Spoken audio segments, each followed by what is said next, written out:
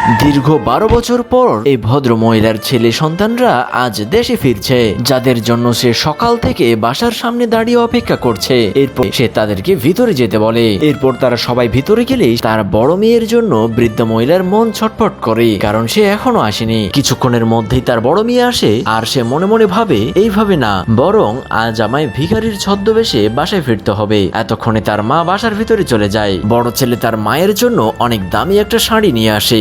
মেজো ছেলে তার মায়ের জন্য 50,000 টাকা দেয়, আর মেয়ে তার মায়ের জন্য ডায়মন্ডের একটা নেকলেস নিয়ে আসে। সবকিছু দেখে তার অনেক খুশি লাগলেও সে সবাইকে তার বড় মেয়ের কথা বলে। তার কোনো বিপদ হলো না তো? এটা শুনে তার বড় ছেলে রেগে গিয়ে বলে, সে না থাকলে কি এমন হবে, আমরা তো সবাই আছি। কিছুক্ষণের মধ্যে দরজায় কলিং বেল বেজে উঠলে সে দৌড়ে গিয়ে দরজা খুলে দেখে তার বড় মেয়ে এসেছে। কিন্তু তাকে এমন ভিখারির বেশে দেখে তার মা বলে, তুমি এতদিন কোথায় ছিলে? এরপর তাকে ভিতরে নিয়ে আস। তার বাকি ভাই বোনেরা তার সঙ্গে যেমন করে সেটিকে দেখার আগে এই সুন্দর ছবিটিকে মন থেকে ভালোবেসে ভিডিওতে অবশ্যই একটা লাইক করে চ্যানেলকে সাবস্ক্রাইব করবে। এরপরে তার বড় ছেলে ধমক দিয়ে বলে, আরে মা, তুমি এটা কাকে ভিতরে নিয়ে যাচ্ছ?